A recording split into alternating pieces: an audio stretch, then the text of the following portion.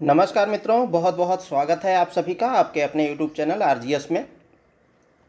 और जैसा कि कल हम लोग डेली करंट अफेयर्स से संबंधित जो मंथली रिवीजन की क्लासेस हैं वो शुरू कर चुके हैं और इसी कड़ी में आज ये दूसरा लेक्चर है। और कल जो है हमारा वीडियो जो है पूरा रिकॉर्ड नहीं हो पाया था टेक्निकल इशू की वजह से, तो हम लोग जून जुलाई के ही मंथ को सेकेंड पार्ट को देखेंगे इस सेशन में, और उसके बाद नेक्स्ट वीडियो में हम लोग अगले मंथ की ओर चलेंगे। तो जैसा कि आप सभी लोग जानते हैं, जितने भी प्रतियोगी परीक्षा हैं, चाहे वो यूपीएससी हो, संघ लोक सेवा आयोग हो, या अन्य राज्य की लोक सेवा आयोग हो, जैसे उत्तर प्रदेश का जो लोक सेवा आयोग है, चाहे बीपीएससी है या आरएएस है, या जो भी उत्तराखंड है, बिहार है, छत्तीसगढ़ है, झारखंड है, मध्य प्रदेश है, इन सभी जो जितने भी आपके हिंदी भाषा भाषी राज्य क्षेत्र हैं, उन सभी में ये समान रूप से उपयोगी होने वाला है। और ये हिंदी भाषा भाषी क्षेत्र में उपयोगी नहीं होगा, अन्य राज्य में भी होगा। चूँकि हम ये सेशन हिंदी में लेकर के आते हैं, इसीलिए हम कह रहे हैं जितने भी हिंदी भाषा भाषी क्षेत्र हैं उनके लिए ये उपयोगी होगा। तो चलिए हम लोग सेशन की शुरुआत करते हैं और देखते हैं आज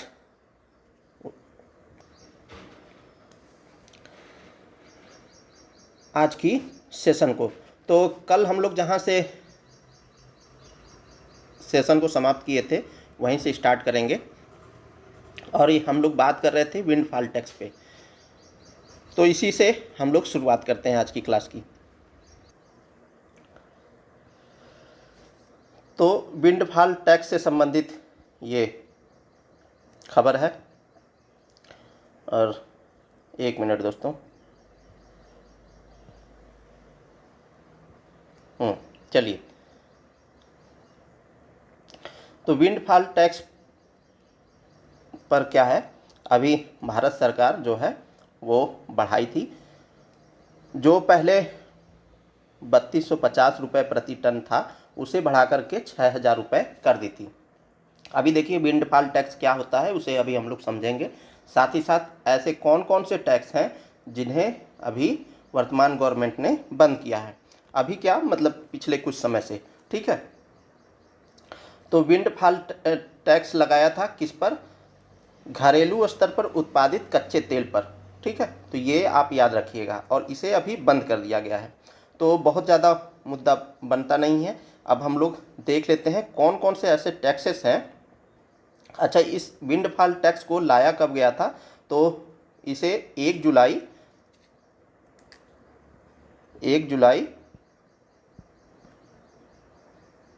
2022 को लाया गया था, ठीक है। थोड़ा सा पेन का थिकनेस कम कर लेते हैं। चलिए, अब जो है यहाँ पर विंडफॉल टैक्स होता क्या है ये देखिए। जैसे मान लीजिए कोई एक कंपनी है, ठीक है, ये एक कंपनी है, मान लीजिए ये एक कंपनी है, ठीक। अब ये क्या किया कि जो कोई विदेश से कच्चा माल जो है, क्रूड ऑयल, यहाँ पर इंपोर्ट किया, ठीक है, और उसको रिफाइनरी में अपना रिफाइन किया, और जो पेट्रोलियम उत्पाद बने उसे जो है बेचा। तो मान लीजिए ये भारत है, ठीक है, ये भारत है। तो अपने देश में जब बेच रहा है तो यहाँ पर दो प्रकार के टैक्सेस लगते थे। एक तो एक्साइज ड्यूटी जो कि सेंटर लगाता था, एक वैट लगता था। तो कौन सा? एक्साइज ड्यूटी, ठीक है, और एक वैट लगता था, वैल्यू एडेड टैक्स। तो एक्साइज ड्यूटी सेंटर लगाता था, ठीक है, और वैट जो है कौन लगाता है? राज्य सरकारें लगाती हैं। अब गवर्नमेंट ऑफ इंडिया का कहना है ये है कि जैसे ये कंपनियां जो हैं, जब अप्रत्याशित रूप से यानी बहुत ही ज़्यादा लाभ कमाएं, तो ऐसे में क्या होगा कि हम जो है इस पर विंडफॉल टैक्स लगाएंगे। मतलब ये सस्ते में जब यहाँ से कोई सामान मतलब कोई सामान क्या, ये तेल कंपनियों के लिए ही होता है, सामान के लिए नहीं। क्रूड ऑयल खरीद करके लाया अपने यहाँ और उसको प्रोसेस करके फिर जो है भारत में बेचे या अन्य देशों में बेचे, और इस ए नामक व्यक्ति को बहुत ज़्यादा लाभ हो जाए, तो क्या होगा कि इस कंपनी पर क्या होगा, विंडफॉल टैक्स लगाया जाता था। तो ये 1 जुलाई 2022 को लाया गया था और इसे अभी वर्तमान में समाप्त भी कर दिया गया है। तो पहला मुद्दा ये हो गया। तो विंडफॉल टैक्स हम लोगों ने देख लिया और इसे गवर्नमेंट ने अभी समाप्त भी कर दिया है। ठीक है, चलिए अब हम लोग जो है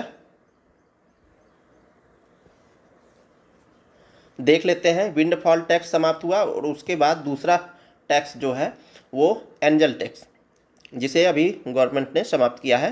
तो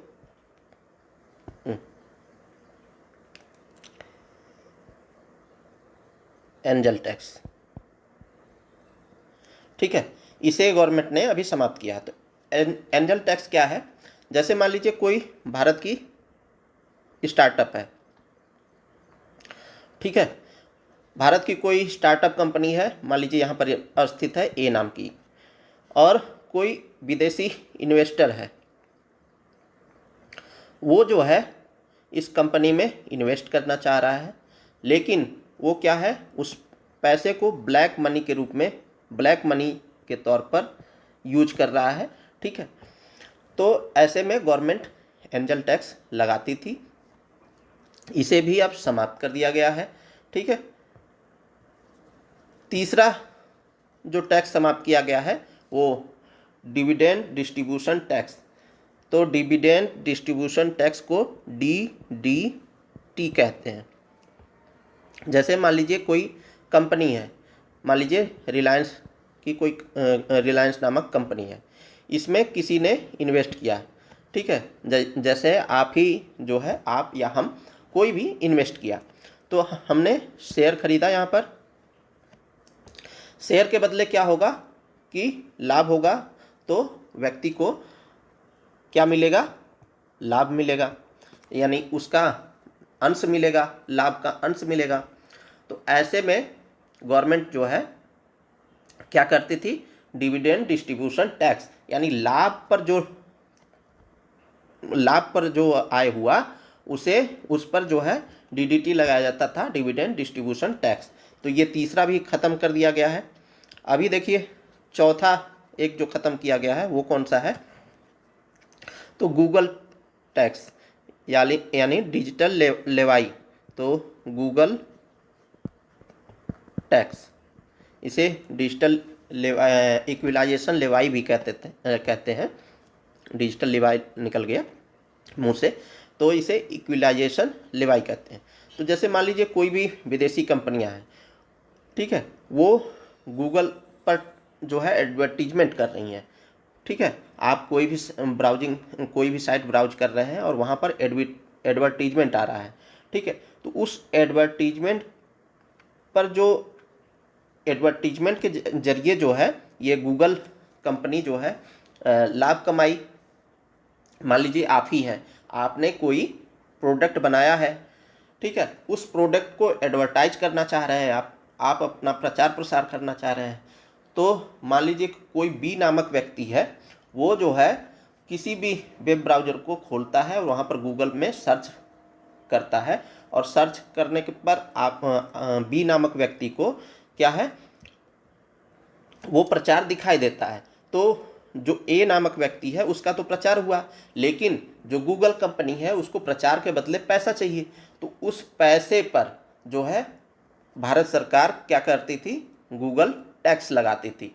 ठीक है, उसे भी अब समाप्त कर दिया गया है। चौथा है जो वो है वेल्थ टैक्स। जैसे मान लीजिए बहुत बड़ा बंगला है, ठीक है, और इस बंगले की कीमत जो है बहुत ज़्यादा है, मतलब 30 लाख से ज़्यादा है, ठीक है, तो इस बंगले की कीमत 30 लाख से ज़्यादा है, तो इस पर क्या करती थी गवर्नमेंट, 1% जो है क्या लगाती थी, वेल्थ टैक्स लगाती थी। लिख देता हूँ यहाँ पर, वेल्थ टैक्स लगाती थी। इसे भी समाप्त कर दिया गया है, वेल्थ टैक्स को भी, जब अरुण जेटली वित्त मंत्री थे उस समय। ठीक है, तो अभी 5 प्रकार की जो टैक्सेस हैं उन्हें गवर्नमेंट ने समाप्त कर दिया है। कौन कौन सा, एक बार फिर से रिवाइज मारिए। विंडफॉल टैक्स, जिसे हम लोग स्पेशल एडिशनल एक्साइज ड्यूटी के नाम से भी जानते हैं, उसे समाप्त कर दिया है। बीच में इन्होंने क्या किया था, 3250 रुपये प्रति टन से बढ़ा करके 6000 रुपये उसको किया था विंडफॉल टैक्स को। तो यहाँ पर हम लोग देखे ही, जिसे अब समाप्त कर दिया गया है। दूसरा टैक्स जो समाप्त किया गया है, एंजल टैक्स। तीसरा टैक्स जो है डीडीटी यानी डिविडेंड डिस्ट्रीब्यूशन टैक्स। चौथा जो है गूगल टैक्स या इक्वलाइजेशन लेवी। और पांचवा जो है वेल्थ टैक्स। तो ये 5 प्रकार के टैक्स समाप्त हो चुके हैं। चलिए, आपके लिए काम का इतना ही था।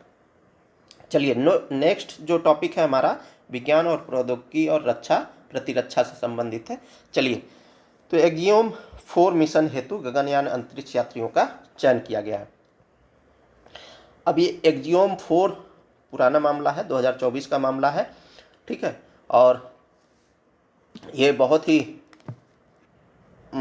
चर्चित मामला था, क्योंकि इससे ही जो है, जो हमारे अंतरिक्ष यात्री हैं, प्रथम भारतीय अंतरिक्ष यात्री सुधांशु शुक्ला, वो गए थे और वापस भी आ गए हैं। फ्लोरिडा के स्थित कैनेडी स्पेस सेंटर से गए थे एक्जियोम 4 से। तो बहरहाल इस पर ज़्यादा फोकस नहीं डालना है, हमें इसके बारे में आगे चर्चा करना है, तो बहुत ज़्यादा इस पर चर्चा नहीं करेंगे। हाँ, बस हमें ये याद रखना है कि यहाँ पर इसरो और नासा के सहयोग से एक्जियोम 4 मिशन के तहत अंतर्राष्ट्रीय अंतरिक्ष स्टेशन ISS पर भेजने के लिए अपने 4 प्रशिक्षित गगनयान अंतरिक्ष यात्रियों में से 2 का चयन किया गया था। ठीक है,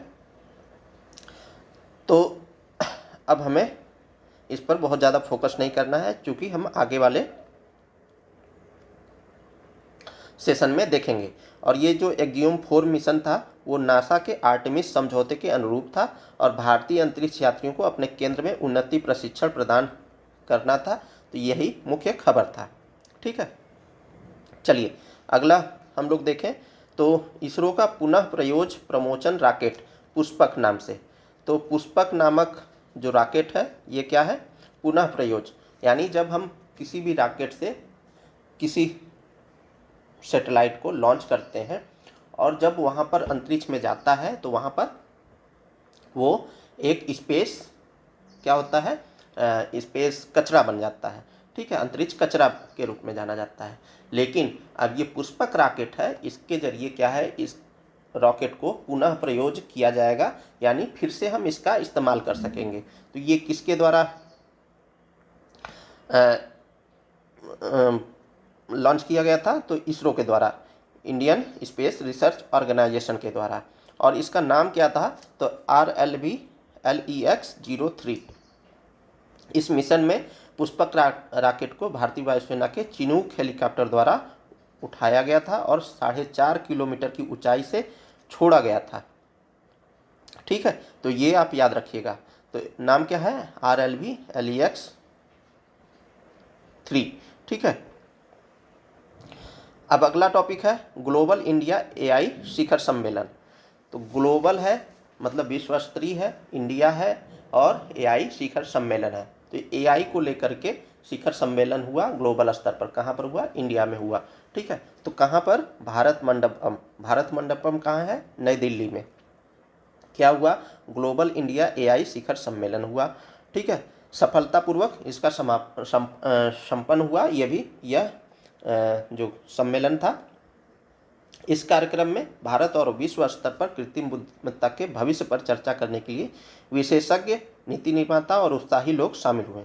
इस दौरान अंतर्राष्ट्रीय मुद्रा कोष यानी IMF ने कृत्रिम बुद्धिमत्ता तत्परता सूचकांक यानी AIPI डैशबोर्ड लॉन्च किया था, जो वैश्विक स्तर पर 174 अर्थव्यवस्थाओं की AI तत्परता की निगरानी करता है।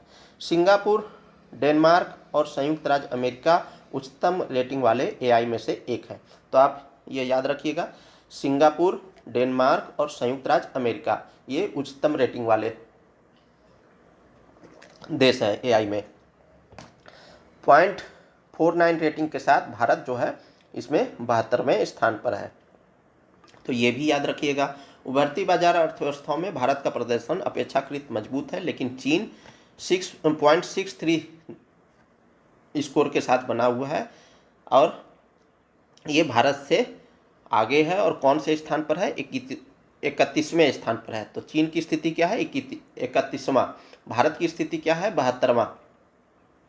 शिखर सम्मेलन ने एआई इंडिया मिशन के माध्यम से देश में एक समावेशी मजबूत एआई इकोसिस्टम बनाने तथा वैश्विक एआई नवाचार का नेतृत्व करने के लिए भारत की योजनाबद्ध कार्रवाई एवं प्रतिबद्धता को प्रदर्शित किया। शिखर सम्मेलन में कंप्यूट क्षमता, आधारभूत model, database, dataset, application development, भविष्य के कौशल, स्टार्टअप फाइनेंसिंग और सुरक्षित एआई जैसे क्षेत्रों में एआई विकास को आगे बढ़ाने पर ध्यान केंद्रित किया गया, जो इंडिया एआई मिशन के प्रमुख स्तंभ है।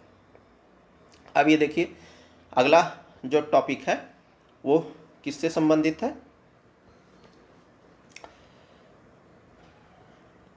और अभी हम इसी की बात कर रहे हैं, ग्लोबल एआई शिखर सम्मेलन। तो इसमें जो है आर्थिक सहयोग और विकास संगठन यानी ओईसीडी और कृत्रिम बुद्धिमत्ता पर वैश्विक भागीदारी के बीच एआई पर एक नई एकीकृत साझेदारी की घोषणा की गई, जिससे अंतर्राष्ट्रीय सहयोग मजबूत होगा। इसका खास तौर पर भारत और अन्य गैर ओईसीडी सदस्य देशों के लिए महत्वपूर्ण प्रभाव है। भारतीय एआई मिशन के 10,372 करोड़ रुपए के परिव्यय में से 2,000 करोड़ रुपए स्वदेशी एआई आधारित समाधान विकसित करने वाले भारतीय स्टार्टअप को समर्थन देने के लिए निर्धारित किए गए हैं। ठीक है, और क्या किया गया है? तो इस शिखर सम्मेलन में भारत के जो एग्री स्टैक है में एआई अनुप्रयोगों, किसानों को डेटा संचालित ऋण वितरण और समय पर कृषि सूचना संग्रह तथा निर्णय लेने के लिए एआई के उपयोग पर चर्चा की गई। साथ ही भरोसेमंद और मानव केंद्रित एआई विकास को बढ़ावा देने की सामूहिक प्रतिबद्धता की भी पुष्टि की गई है। ठीक है, तो ये एआई शिखर सम्मेलन के रूप में ग्लोबल इंडिया एआई शिखर सम्मेलन कहाँ पर हुआ? भारत मंडपम में। इसमें शीर्ष देश कौन कौन से हैं? तो सिंगापुर, डेनमार्क और संयुक्त राज्य अमेरिका। भारत की स्थिति क्या है? तो 72वीं। चीन की स्थिति क्या है? तो 31वीं 31st, ये याद रखिएगा। चलिए हम लोग अगले टॉपिक की ओर बढ़ते हैं। तो भारत का स्वदेशी लाइट टैंक जोरावर, तो स्वदेशी है, लाइट टैंक है और इसका नाम क्या है? जोरावर है। तो किसके द्वारा जो है ये इसको अनावरण किया गया? तो डीआरडीओ के द्वारा। ठीक है, डीआरडीओ और लार्सन एंड ट्यूब्रो यानी LNT द्वारा संयुक्त रूप से विकसित किया गया है। किसे? जोरावर को। ये है क्या? तो भारत का स्वदेशी लाइट टैंक है। ठीक है, जिसमें विभिन्न सूक्ष्म, लघु एवं मध्यम उद्यमों की भी भागीदारी है।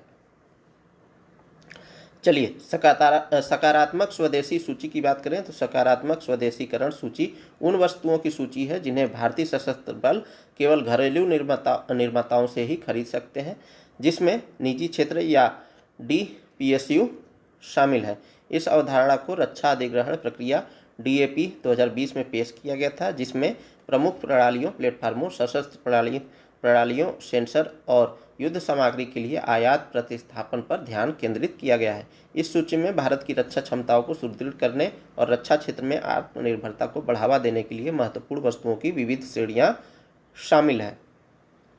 उपलब्धि क्या है? तो भारतीय रक्षा क्षेत्र में कई उन्नत प्रणालियों का उत्पादन हुआ है, जिसमें 155 मिमी आर्टिलरी गन, धनुष, हल्का लड़ाकू विमान, तेजस और आइनस विक्रांत विमान वाहक तथा विभिन्न अन्य प्लेटफार्म व उपकरण, विशेष रूप से एडवांस टोड आर्टिलरी गन, हावित्जर शामिल है।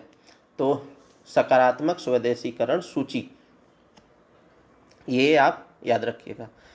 तो अभी क्या हुआ है कि इस जोरावर के तहत जो है पूर्वी लद्दाख में वर्ष 2020 में चीन के साथ हुए गतिरोध के दौरान एक लाइट टैंक यानी अधिकतम 25 टन वजन की आवश्यकता पड़ी थी, जिसके बाद जो है ऐसा मतलब ऐसा आभास हुआ, ऐसा लगा कि हमें जो है एक लाइट टैंक की आवश्यकता है।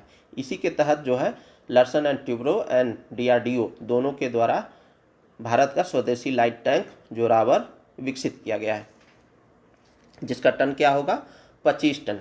ठीक है, तो अप्रैल 2021 में भारतीय सेना ने 25 टन से कम वजन वाले 350 हल्के टैंकों के लिए सूचना के लिए अनुरोध जारी कर दिया था। इस हल्के टैंक का डिजाइन सुनियोजन और परिचालन गतिशीलता में सुधार करना है, क्योंकि यह उच्च कोणों पर फायर करने, वायु द्वारा परिवहित करने तथा सीमित संख्या में तोपों का वहन करने में सक्षम है।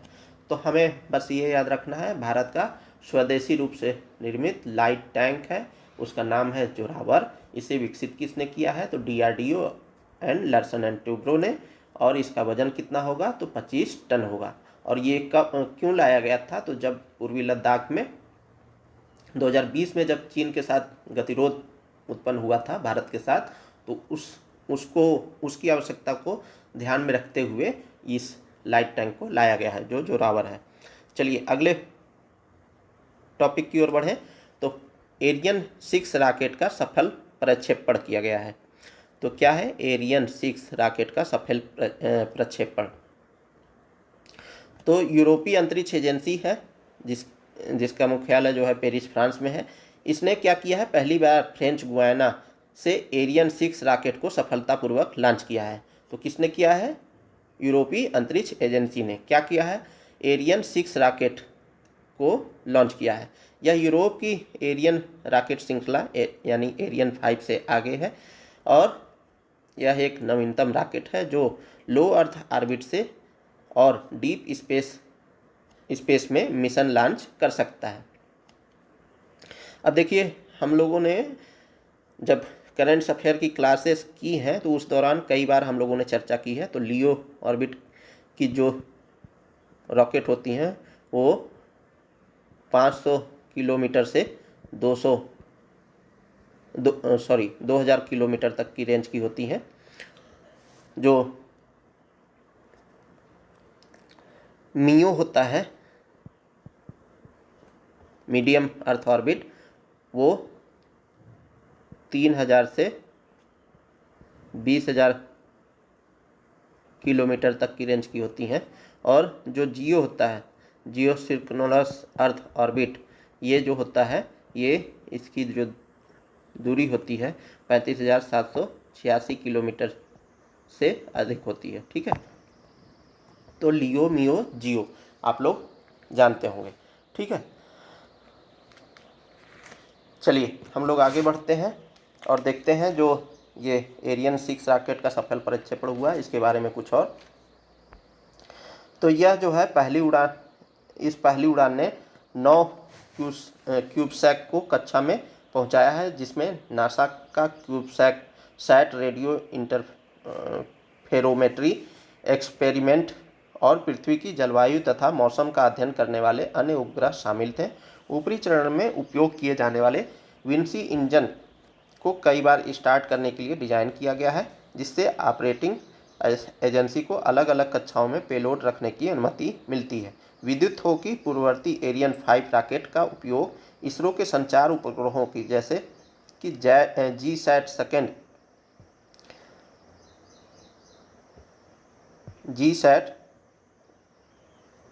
11 है, सेकेंड नहीं है, और जीसैट 30, जीसैट 31 और ESA के जूस मिशन और नासा के जेम्स वेब स्पेस टेलीस्कोप को लॉन्च करने के लिए किया जा चुका है। ठीक है, और अभी एरियन 5 के बाद एरियन 6 रॉकेट को लॉन्च किया गया है। किसके द्वारा? यूरोपीय स्पेस एजेंसी के द्वारा। ठीक है, ESA के द्वारा। चलिए अगले टॉपिक की ओर बढ़ें। तो थर्मीमीटर टेलीस्कोप, इस पर हम लोग थोड़ा सा नज़र डाल लेते हैं। तो मंगलुरु स्थित भारतीय खगोल भौतिकी संस्थान के शोधकर्ताओं ने आगामी थर्मीमीटर टेलीस्कोप के अनुकूली प्रकाशिकी प्रणाली यानी एडेप्टिव ऑप्टिक्स सिस्टम के लिए एक व्यापक तारा सूची तैयार करने हेतु एक नया ऑनलाइन टूल विकसित किया है। तो थर्मीमीटर टेलीस्कोप क्या है? तो ये एक ऑनलाइन टूल है। किसके लिए? तो आगामी थर्मीमीटर टेलीस्कोप के अनुकूल प्रकाशिकी प्रणाली के लिए एक व्यापक तारा सूची है। तो एक प्रकार का क्या है? तारा सूची है। विदित हो कि थर्मीमीटर टेलीस्कोप हवाई के मौना किया में शुरू होने वाली एक महत्वाकांक्षी अंतर्राष्ट्रीय परियोजना है, जिसमें भारत, अमेरिका, कनाडा, चीन और जापान शामिल है। TMT यानी थर्मीमीटर टेलीस्कोप एक अगली पीढ़ी की खगोलीय वेधशाला है, जिसे इसके विशाल 30 मीटर प्राथमिक दर्पण, उन्नत अनुकूली प्रकाशिकी प्रणाली और अत्याधुनिक उपकरणों के साथ अभूतपूर्व रिजोल्यूशन तथा संवेदनशीलता प्रदान करने के लिए डिजाइन किया गया है। TMT के प्राथमिक लक्ष्य क्या हैं? तो प्रारंभिक ब्रह्मांड और बिग बैंग के बाद पहली आकाशगंगाओं तथा तारों के निर्माण एवं विकास का अध्ययन करना, ब्रह्मांडीय समय में आकाशगंगाओं के निर्माण, संरचना और विकास की जांच करना, अति विशाल ब्लैक होल और उनकी मेजबान आकाशगंगाओं के बीच संबंध का अध्ययन करना, तारों और ग्रह प्रणालियों के निर्माण की जांच करना, एक्सो प्लैनेट की विशेषता बताना और उनसे उनके वायुमंडल का अध्ययन करना। तो ये कुछ प्रमुख लक्ष्य हैं। चलिए अब जो नेक्स्ट टॉपिक आता है हम लोगों का पर्यावरण एवं पारिस्थितिकी आता है। तो देखिए धारीदार सिसिलियन, तो ये धारीदार सिसिलियन है, ये फिगर देख रहे होंगे, ये धारीदार सिसिलियन है, ठीक है। और ये कहाँ पाया गया? तो असम के काजीरंगा राष्ट्रीय उद्यान में पाया गया, ठीक है। और टाइगर रिजर्व में तीव्र सरीसृप सर्वेक्षण के दौरान पहली बार धारीदार सिसिलियन यानी इच्थियोफिस नामक एक अंगहीन उभयचर की खोज की गई है। तो सिसिलियन क्या है? उभयचर है और इसे कहाँ देखा गया है? तो काजीरंगा के राष्ट्रीय उद्यान में देखा गया है, जो कि असम में अवस्थित है। और यह जो है सरीसृप और उभयचरों को सामूहिक रूप से हर्पेटोफौना कहा जाता है। तो हर्पेटोफौना किसे कहता है? तो कहा जाता है तो ये सरीसृप और जो उभयचर होते हैं उनको सामूहिक रूप से जब हम सम्मिलित रूप से कोई शब्दावली देना चाहते हैं तो हर्पेटोफौना कहा जाता है। तो सिसिलियन इच्थियोफिडे परिवार से संबंधित है। इसकी विशेषता की बात करें तो यह कृमि जैसा शरीर लिए होता है और इसकी दृष्टि सीमित होती है और यह अपने परिवेश में घूमने के लिए जो है मुख्य रूप से स्पर्श तथा गंध पर निर्भर रहता है, ठीक है।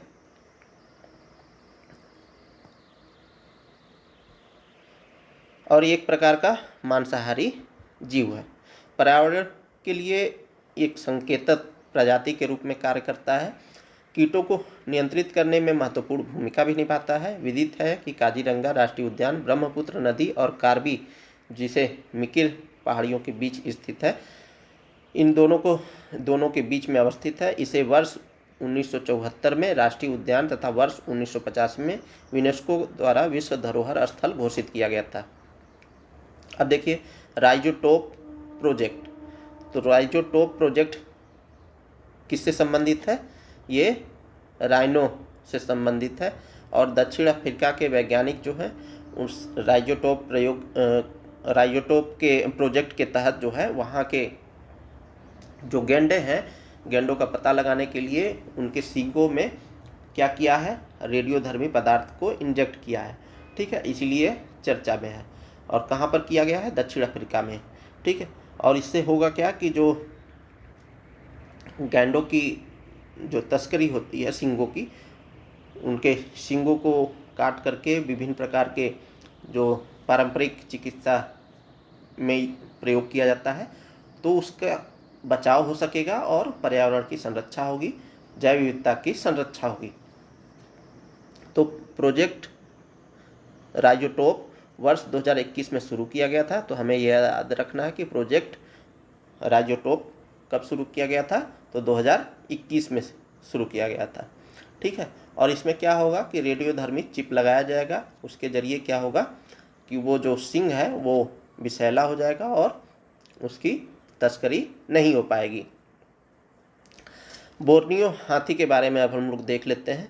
तो बोर्नियो हाथी एफिलस मैक्सिसस बोर्नेसिस को आईयूसीएन की रेड लिस्ट में संकटग्रस्त के रूप में वर्गीकृत किया गया है। तो देखिए आईयूसीएन की स्थिति को लेकर के प्रश्न बनते हैं, तो बोर्नियो हाथी को संकटग्रस्त के रूप में अभी सूचीबद्ध किया गया है, यानी वर्गीकृत किया गया है। वर्तमान में केवल 1000 बोर्नियो हाथी ही बचे हैं, जिनमें से 400 वयस्क प्रजननशील हैं।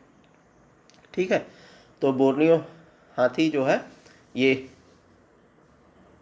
संकटग्रस्त स्थिति में बना हुआ है। उनके लिए मुख्य खतरा मानव हाथी संघर्ष, अवैध शिकार तथा लकड़ी काटने और तेल ताड़ के बागानों के कारण उनके आवास का नुकसान है, जिसके कारण पिछले 4 दशकों में उनके वन आवास का लगभग 60% हिस्सा नष्ट हो गया है। यह एशियाई हाथी एफिलस मैक्सिमस की एक उपप्रजाति है जो बोर्नियो द्वीप की स्थानिक प्रजाति है। वे मुख्य रूप से सबा, मलेशिया, कालीमंतन जो इंडोनेशिया में अवस्थित है यहाँ पर पाए जाते हैं। वे अन्य एशियाई हाथी आबादियों से आनुवंशिक रूप से भिन्न हैं तथा इनका छोटा आकार और सिर के विशिष्ट आकृति इनकी विशेषता है। विदित हो कि बोर्नियो विश्व का तीसरा सबसे बड़ा द्वीप है, जिसके उत्तर में मलेशिया और ब्रुनेई तथा दक्षिण में इंडोनेशिया स्थित है। ठीक है, तो जब आप मैप देखेंगे तो थाईलैंड के नीचे जो है, मान लीजिए ये थाईलैंड है, ये थाईलैंड है और इसके बाद ये मलेशिया की अवस्थिति पड़ती है। मलेशिया के बाद यहाँ पर जो है सिंगापुर है और उसके बाद सुमात्रा द्वीप समूह। ठीक है, सुमात्रा, जावा, फिर ये बोर्नियो की अवस्थिति कुछ इस प्रकार रहती है और उसके ऊपर ब्रुनोई एक छोटा सा द्वीपीय देश है। तो ये सब इंडोनेशिया द्वीप समूह के ही हिस्से हैं। चलिए अभी हाई सी ट्रीटी के बारे में देख लेते हैं। तो हाई सी ट्रीटी, इसके बारे में बात करें तो सबसे पहले हम लोग देख लेते हैं हाई सी ट्रीटी जो हुआ है उसके पहले हाई सी क्या होता है उसे देख लेते हैं। तो यहाँ पर थोड़ा सा मैं बताना चाहूँगा कि जो मान लीजिए किसी भी देश की जो मुख्य लैंड है, ठीक है, उस मुख्य लैंड से 12 नॉटिकल माइल तक क्या होता है, टेरिटोरियल सी होता है। फिर इस यहाँ पर ये जो 12 नॉटिकल माइल समाप्त हो रहा है, यहाँ से लेकर के यहाँ तक मतलब 12 नॉटिकल माइल तक क्या होता है, कॉन्टिन्यूअस जोन होता है। उसके बाद ये जो सीमा रेखा है, इस सीमा रेखा से पूरे 200 नॉटिकल माइल तक क्या होता है, एक्सक्लूसिव इकोनॉमिक जोन होता है। तो EEZ बोलते हैं, जिसे हम लोग EEZ बोलते हैं। ठीक है, और उसके बाद जो है जो आगे का समुद्री क्षेत्र होता है वो हाई सी के अंतर्गत आता है। तो कुल मिला जुला करके जो इंटरनल वाटर लैंड है या सीमा रेखा है, उससे जब 200 नॉटिकल माइल पार कर लेते हैं तो हाई सी आता है। ठीक है, तो ये हम लोग शॉर्ट फॉर्म में देख लिए।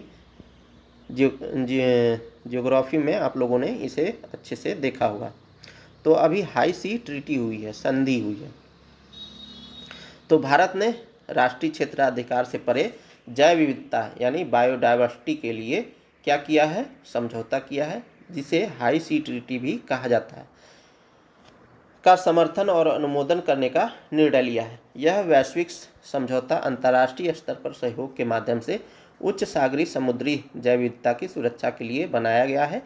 यह महासागरों के पारिस्थितिक स्वास्थ्य को बनाए रखने के लिए समुद्र के कानून पर संयुक्त राष्ट्र अभिसमय यानी अंक्लॉज के ढांचे के अंतर्गत एक नया अंतर्राष्ट्रीय कानून है। ठीक है, इस संधि पर वर्ष 2023 में बातचीत शुरू की गई थी और इसका उद्देश्य प्रदूषण को कम करना, किसी भी देश के राष्ट्रीय अधिकार क्षेत्र से बाहर समुद्री जल में जैव विविधता एवं अन्य समुद्री संसाधनों के संरक्षण और सतत उपयोग को बढ़ावा देना है। विदित हो कि हाई सी पर वर्ष 1958 के जेनेवा अभिसमय के अनुसार समुद्र के वे हिस्से जो किसी देश के प्रादेशिक जल या आंतरिक जल में शामिल नहीं होते हैं हाई सी कहलाते हैं, मतलब 200 नॉटिकल माइल के बाद। ठीक है, हाई सी या उच्च समुद्री विश्व का 64% महासागरों और पृथ्वी की सतह से 50% भाग को कवर करते हैं, जिससे वे समुद्री जीवन के लिए महत्वपूर्ण बन जाते हैं और वे लगभग 2,70,000 ज्ञात प्रजातियों का आवास है। ठीक है, अब हम लोग कुछ अन्य महत्वपूर्ण खबरों को देख लेते हैं। तो पहले देखेंगे हम लोग चर्चित व्यक्तित्व। तो हंसा मेहता कौन थी? तो संयुक्त राष्ट्र महासभा के अध्यक्ष द्वारा कूटनीति में महिलाओं के लिए अंतर्राष्ट्रीय दिवस यानी 24 जून को क्या मनाया जाता है? महिलाओं के लिए अंतर्राष्ट्रीय कूटनीति में महिलाओं के लिए अंतर्राष्ट्रीय दिवस, ये 24 जून को मनाया जाता है। और इसी अवसर पर जो है हंसा मेहता को सम्मानित किया गया है। हंसा मेहता थी कौन? तो यह एक भारत की विद्वान, शिक्षिका, समाज सुधारक, लेखिका एवं राजनयिक थी। उनका जन्म 3 जुलाई 1897 को हुआ था और साथ ही वह महिला अधिकारों की समर्थक भी थी। हंसा मेहता द्वारा लैंगिक समावेशी भाषा को शामिल करने के लिए मानव अधिकारों की सार्वभौम घोषणा यानी UDHR को संशोधित करने में महत्वपूर्ण भूमिका निभाई थी। वर्ष 1946 में अखिल भारतीय महिला सम्मेलन की अध्यक्ष के रूप में उन्होंने भारतीय महिला अधिकार चार्टर के प्रारूप का क्या किया था? नेतृत्व किया था। ठीक है, और जिसमें भारत की महिलाओं के लिए लैंगिक समानता, नागरिक अधिकार एवं न्याय की मांग की गई थी। ठीक है, और वह भारत की संविधान सभा तथा सलाहकार समिति एवं मौलिक अधिकारों पर उप समिति की सदस्य भी थी। ठीक है,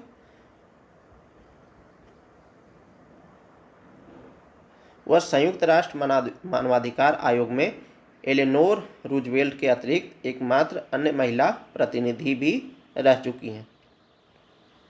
चलिए अगले व्यक्तित्व की बात करें तो KP शर्मा ओली के बारे में बात करें। तो 15 जुलाई को KP शर्मा ओली ने चौथी बार नेपाल के प्रधानमंत्री के रूप में शपथ ली है। तो अभी नेपाल के प्रधानमंत्री कौन बने? KP शर्मा ओली 15 जुलाई को। ठीक है, और उनका पूरा नाम खड़ग प्रसाद शर्मा ओली है।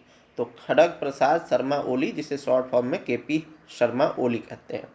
ठीक है, उन्हें नए संविधान के तहत हुए पहले आम चुनाव के बाद नेपाल के प्रधान के रूप में चुना गया है। ओली पुष्प कमल दहल प्रचंड की जगह पर नियुक्त किए गए हैं और 12 जून को प्रतिनिधि सभा में विश्वास मत हार करके वे बाहर हो गए थे, जिसके बाद ओली के नेतृत्व में नई सरकार का गठन हुआ है। उन्होंने संसद में सबसे बड़ी पार्टी नेपाली कांग्रेस के समर्थन में प्रधानमंत्री पद की कमान संभाली है। ओपी को संवैधानिक निर्देशानुसार नियुक्ति के 30 दिन के भीतर अपना बहुमत शामिल करना था, उन्होंने शामिल कर लिया था। अब हम लोग बात कर लेते हैं विक्रम मिस्त्री। ठीक है, हाल ही में उप राष्ट्रीय सुरक्षा सलाहकार कौन थे? विक्रम मिस्त्री। ठीक है, और इनके जगह पर अभी वर्तमान में जो अनीश दयाल सिंह हैं उन्हें उप राष्ट्रीय सुरक्षा सलाहकार नियुक्त किया गया है। ठीक है, तो हाल ही में ये जून जुलाई की बात है, 2024 की घटना। तो हाल ही में उप राष्ट्रीय सुरक्षा सलाहकार विक्रम मिस्त्री ने भारत के विदेश सचिव का पदभार ग्रहण कर लिया है। वर्ष 1989 बैच के भारतीय विदेश सेवा यानी IFS अधिकारी मिस्त्री वर्तमान विदेश सचिव विनय मोहन क्वात्रा का स्थान लेंगे। ठीक है, तो पहले क्या थे? ये विक्रम मिस्त्री उप राष्ट्रीय सुरक्षा सलाहकार थे। उनको किस पद पर नियुक्ति मिली थी? तो विदेश सचिव के रूप में उनकी नियुक्ति की गई थी। ठीक है, और वो विदेश सचिव के रूप में जब जाएंगे तो विदेश सचिव के रूप में जो विनय मोहन क्वात्रा थे पहले से उस पद पर, उनके स्थान पर इनकी नियुक्ति की गई है विक्रम मिस्त्री जी की। इससे पहले मिस्त्री जो है चीन में भारत के राजदूत रह चुके हैं। मिस्त्री की प्रमुख विदेशी पोस्टिंग में म्यांमार भी शामिल रहा है, जहां रखाइन प्रांत में वर्ष 2016 से 18 के दौरान जब रोहिंग्या संकट शुरू हुआ था तब वह भारत के राजदूत थे। उन्हें वर्ष 2020 के गलवान संकट के दौरान चीनी अधिकारियों के साथ पर्दे के पीछे बातचीत करने के लिए भी जाना जाता है। अन्य प्रमुख चर्चित व्यक्तित्व की बात करें तो कीर स्टारमर, ये लेबर पार्टी के नेता हैं और ब्रिटेन के नए प्रधानमंत्री बने हैं। तो कीर स्टारमर, मार्क रूट जो नाटो के महासचिव के रूप में नियुक्त किए गए हैं। तो नाटो के महासचिव कौन बने हैं? Mark root. मसूद पेजेस्कियन जो ईरान के नए राष्ट्रपति निर्वाचित हुए थे। और अभी आप लोगों ने देखा था कि ईरान और इजराइल के बीच किस तरीके से तनाव बढ़ा था और अमेरिका ने भी मिसाइल अपने दागे थे ईरान पे। आलिया नीलम यानी लाहौर उच्च न्यायालय के पहली महिला मुख्य न्यायाधीश के रूप में नियुक्त किया गया है। किन्हें? आलिया नीलम को। और पाकिस्तान में लाहौर के उच्च न्यायालय के पहली महिला मुख्य न्यायाधीश हैं। ठीक है। रजत शर्मा क्या बने हैं? तो एनबीडीए के अध्यक्ष बने हैं। सौम्या स्वामीनाथन, तो सौम्या स्वामीनाथन जो है भारत सरकार द्वारा राष्ट्रीय क्षय रोग उन्मूलन के लिए प्रधान सलाहकार के रूप में नियुक्त किया गया है। तो क्षय रोग के उन्मूलन के लिए सौम्या स्वामीनाथन। जो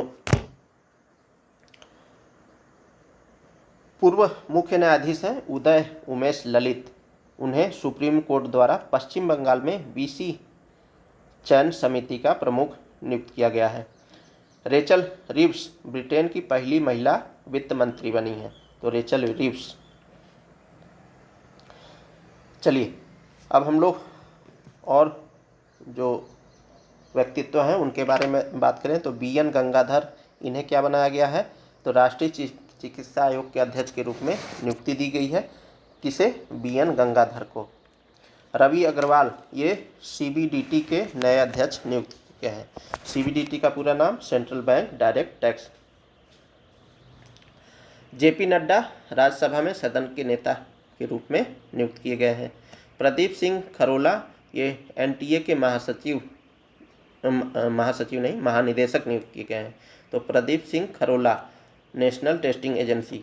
स्मृति विश्वास जो मशहूर मराठी फिल्म अभिनेत्री हैं जिनका हाल ही में 100 वर्ष की आयु में निधन हो गया। राजिंदर खन्ना, जो इन्हें जो है अतिरिक्त एनएसए के पद पर पहली नियुक्ति दी गई है। मोहन क्वात्रा, अमेरिका में भारत के नए राजदूत नियुक्त किए गए हैं। ठीक है। तो जो इनकी जगह पर ये पहले क्या थे? मोहन क्वात्रा, तो यह जो है विक्रम मिस्त्री के जगह पर क्या थे? विदेश सचिव थे। ठीक है। और विदेश सचिव के रूप में किसे अभी बनाया गया है? विक्रम मिस्त्री को। ठीक है। और जब वहाँ से विदेश सचिव पद से विनय क्वात्रा हटाए गए तो उन्हें क्या बनाया गया? अमेरिका में भारत के नए राजदूत के रूप में भेजा गया। मनोज सोनी, ये जो है क्या बने? यूपीएससी के अध्यक्ष बने। ये कब की न्यूज है? जून जुलाई की। ठीक है। इसके बाद कौन अध्यक्ष बने थे मनोज सोनी के बाद यूपीएससी के? तो वो जो है कौन? प्रीति सूदन बनी थी।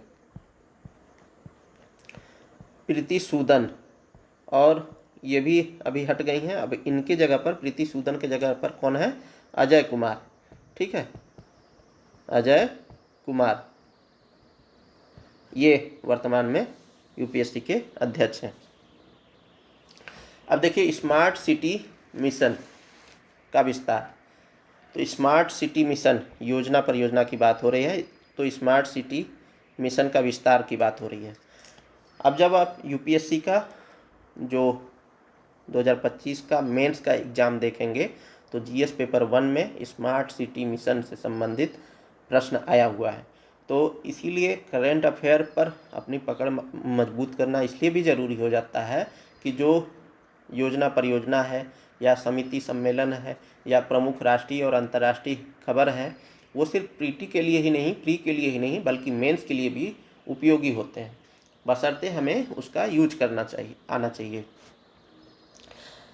अब देखिए स्मार्ट सिटी मिशन को विस्तार दिया गया था और इसीलिए चर्चा में बना हुआ था। तो इसकी शुरुआत कब की गई थी? तो जून 2015 में इसकी शुरुआत हुई थी। ठीक है, और यह एक केंद्र प्रायोजित योजना है। तो जो हमारा SDG 11 है, SDG 11 सतत शहरीकरण, ठीक है,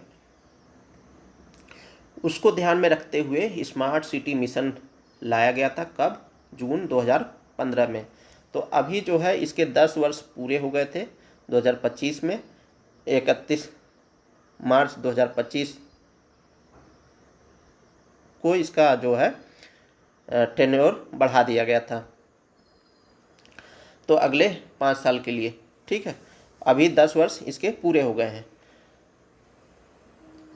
तो चलिए हम लोग इस पर देख लेते हैं। तो हाल ही में केंद्र सरकार ने स्मार्ट सिटी मिशन की समय सीमा 31 मार्च 2025 तक बढ़ाने का फैसला किया है।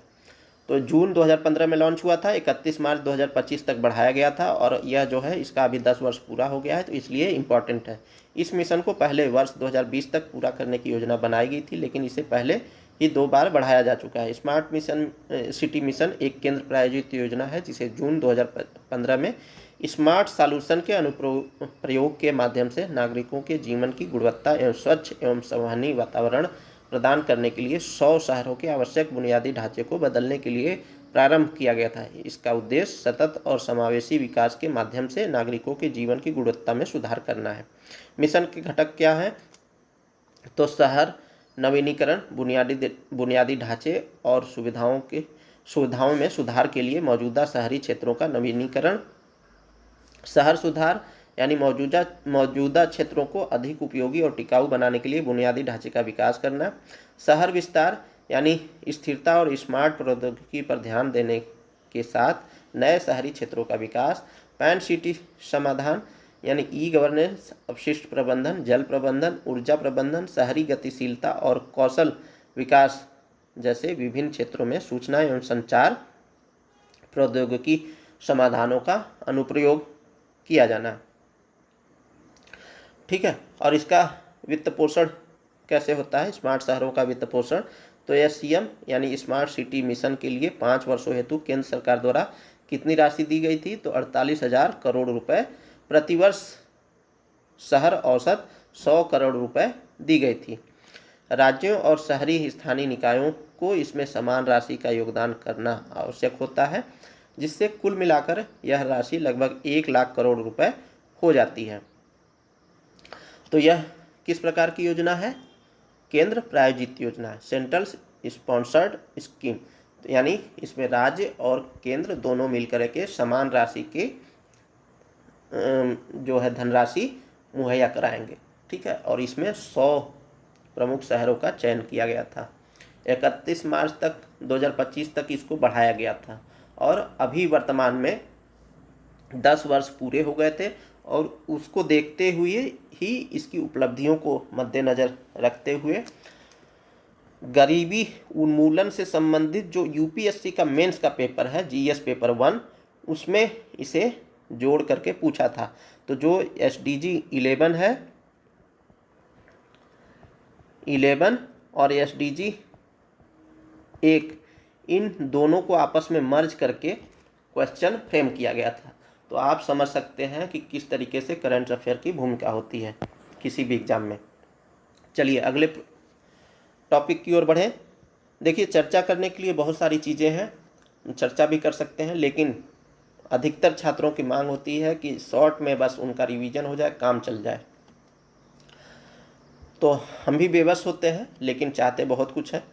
चलिए हम लोग प्रोजेक्ट अस्मिता की ओर बढ़ते हैं। तो प्रोजेक्ट अस्मिता क्या है? तो आगामी 5 वर्षों में भारतीय भाषाओं में 22,000 पुस्तकें तैयार करने के लिए अस्मिता परियोजना शुरू की गई है। तो यहाँ शॉर्ट फॉर्म में देखिए, जो 8वीं अनुसूची में कितनी भाषाएं हमारे भारतीय संविधान में है? तो कुल 22 भाषाएं हैं। तो पहले जो है 22 भाषाएं थी क्या? नहीं थी। ठीक है, तो जब 21वां संविधान संशोधन हुआ, उसमें सिंधी को जोड़ा गया। 71वां संविधान संशोधन 1992 में जो है कोंकणी, मणिपुरी और नेपाली को जोड़ा गया। 52वें संविधान संशोधन 2003 में बोडो, डोंगरी मैथिली और संथाली को जोड़ा गया। तो कुल मिला जुला करके अभी जो है अभी भारतीय संविधान की 8वीं अनुसूची में 22 भाषाएं। अभी इन 22 भाषाओं में प्रत्येक भाषा के लिए एक भाषा में 1000 पुस्तकों का क्या करना है, अनुवाद करना है। ठीक है, और कुल मिला जुला करके 1000 गुणे 22 जब करेंगे तो क्या हो जाएगा, 22,000 हो जाएगा। ठीक है, तो इतनी 1000 पुस्तकों को तैयार करना है प्रोजेक्ट अस्मिता के तहत। तो आप लिंक थोड़ा सा बैठा के रखिएगा। ठीक है, तो यह प्रोजेक्ट जो है शिक्षा नीति, जो राष्ट्रीय शिक्षा नीति है 2020 के अनुरूप शिक्षा प्रणाली में भारतीय भाषाओं को बढ़ावा देने के लिए सरकार द्वारा एक प्रमुख पहल है। अस्मिता का अर्थ है अनुवाद और अकादमिक लेखन के माध्यम से भारतीय भाषाओं में अध्ययन सामग्री का संवर्धन। तो अस्मिता का हम लोग इंग्लिश में जो टर्मिनोलॉजी देख लेते हैं, तो augmenting study materials in Indian language through translation and academic writing, ये अस्मिता का पूरा फुल फॉर्म है। यह शिक्षा में भारतीय भाषाओं को बढ़ावा देने के लिए यूजीसी और भारतीय भाषा समिति द्वारा किया गया एक संयुक्त प्रयास है। तो इसमें यूजीसी और भारतीय भाषा समिति द्वारा एक जो है कोलैबोरेशन के थ्रू ये प्रोजेक्ट अस्मिता लाया गया है। इस परियोजना का नेतृत्व करने के लिए विभिन्न क्षेत्रों में सदस्य विश्वविद्यालयों के साथ 13 नोडल विश्वविद्यालयों की पहचान की गई है। यूजीसी ने प्रत्येक निर्दिष्ट भाषा में पुस्तक लेखन प्रक्रिया के लिए एक मानक संचालन प्रक्रिया यानी एसओपी बनाई है। इस परियोजना का लक्ष्य 5 वर्षों के भीतर संविधान की 8वीं अनुसूची में 22 भाषाओं में 1000 पुस्तकें तैयार करना है, जिनके परिणाम स्वरूप भारतीय भाषाओं में 22,000 पुस्तकें तैयार होंगी। बस इतना ही आपको जानना है। ठीक है, चलिए अगले टॉपिक की ओर बढ़ें। तो ये देखिए इकोनॉमी से संबंधित हमारा प्रश्न टॉपिक है। तो आधार वर्ष में संशोधन हेतु समिति बनाई गई है और ये संशोधन भी कर दिया गया है। तो पहले समिति बनी थी जून जुलाई में और अभी संशोधन भी कर दिया गया है। तो किसमें संशोधन किया गया, क्या किया गया, तो हाल ही में क्या हुआ, जून जुलाई 2024 की घटना है। तो सांख्यिकी एवं कार्यक्रम कार्यान्वयन मंत्रालय द्वारा राष्ट्रीय लेखाओं के लिए आधार वर्ष के संशोधन की समीक्षा करने के लिए एक समिति गठित की गई थी। तो यह समिति जो है इसमें 26 सदस्य थी और इसकी अध्यक्षता किसने की थी, तो विश्वहात गोलदार किए थे। तो विश्वहात गोलदार ये आपके लिए इम्पोर्टेंट हो जाते हैं। क्यों? क्योंकि जो आधार वर्ष है उसे चेंज किया गया है। जो हमारा थोक मूल्य सूचकांक होता है, ठीक है, उत्पादक मूल्य कंज्यूमर प्राइस इंडेक्स जो होता है, या होलसेल प्राइस इंडेक्स जो होता है, या कंज्यूमर प्राइस इंडेक्स जो होता है, वो उसके लिए जो है समिति बनी गई थी। किसकी अध्यक्षता में? विश्वहात गोलदार की अध्यक्षता में। तो ये पीसीएस वगैरह के लिए बहुत ही इम्पोर्टेंट हो जाता है। तो समिति का नाम पूछ लेता है कि समिति में कितने सदस्य थे, अध्यक्ष कौन था। तो आपको पता होना चाहिए कि जो आधार वर्ष में संशोधन हुआ इसमें जो है 26 सदस्य थे और इसके अध्यक्ष विश्वहात गोलदार थे। तो इसके जरिए जो है यह समिति राष्ट्रीय खातों के लिए एक नए आधार वर्ष की सिफारिश करेगी जो संभवतः थोक मूल्य सूचकांक, उत्पादक मूल्य सूचकांक तथा उपभोक्ता मूल्य सूचकांक जैसे सूचकांकों के साथ संरेखित होगी। वर्तमान में आधार वर्ष कितना है, तो 2011-12 है, लेकिन इसमें संशोधन कर इसे 2020-21 बनाने का प्रस्ताव किया गया है। इस पहल का उद्देश्य मौजूदा डेटाबेस की समीक्षा करके और नए डेटा स्रोतों को शामिल करके आर्थिक विश्लेषण तथा नीति निर्माण को और अधिक सटीक बनाना है। भारत में वर्ष 2015 में संयुक्त राष्ट्र प्रणाली राष्ट्रीय लेखा 2008 के अनुरूप स्रोतों और विधियों के अनुकूलन के बाद जीडीपी श्रृंखला का आधार वर्ष 2004-05 से वर्ष 2011-12 में संशोधित किया गया था। तो 2015 में आधार वर्ष चेंज किया गया था। पहले आधार वर्ष जो है जीडीपी के कैलकुलेशन का 2004-05 था और वर्ष इसे जो है 2015 में आधार वर्ष 2011-12 किया गया और अभी वर्तमान में भी चेंज कर दिया गया है। कमेंट बॉक्स में बताइए क्या किया गया है। अध्यक्ष जरूर याद रखिएगा, विश्वहाथ गोलदार, इसमें 26 सदस्य थे। किसने किया था समिति का गठन? तो सांख्यिकी एवं कार्यक्रम कार्यान्वयन मंत्रालय द्वारा। ठीक है, अगले टॉपिक की ओर बढ़े तो कोडेक्स एलिमेंटेरियस कमीशन। अब ये कोडेक्स एलिमेंटेरियस कमीशन के बारे में बात करें तो भारत ने रोम में कोडेक्स एलिमेंटेरियस कमीशन की कार्यकारी समिति के 86वें सत्र में भाग लिया। कोडेक्स एलिमेंटेरियस कमीशन एक अंतर्राष्ट्रीय खाद्य मानक निकाय है जिससे उपभोक्ता के स्वास्थ्य की रक्षा करने और खाद्य व्यापार में उचित प्रथाओं को सुनिश्चित करने के उद्देश्य से मई 1963 में संयुक्त राष्ट्र के खाद्य एवं कृषि संगठन यानी फाओ, ठीक है, द्वारा फाओ तथा